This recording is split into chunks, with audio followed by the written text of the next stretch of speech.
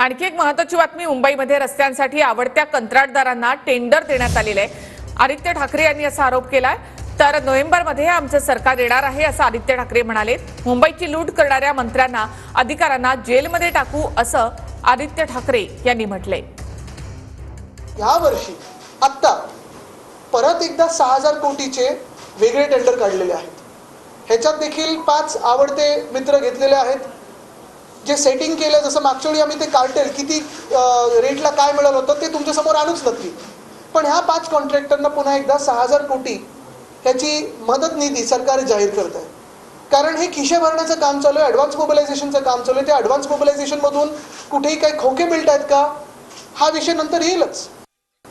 या नोव्हेंबरमध्ये आमचं सरकार बसणार आहे आणि नोव्हेंबरमध्ये सरकार बसल्यानंतर ही सगळी कामं जी आहेत आम्ही स्टॉप पेमेंट करणार, सखोल चौकशी करणार। मग मागचे म्युनिसिपल कमिशनर असतील किंवा कुठचेही अधिकारी असतील किंवा कुठचाही मिंदे सरकारमधला मंत्री असेल, त्यांना आम्ही जेलमध्ये टाकल्याशिवाय थांबणार नाही।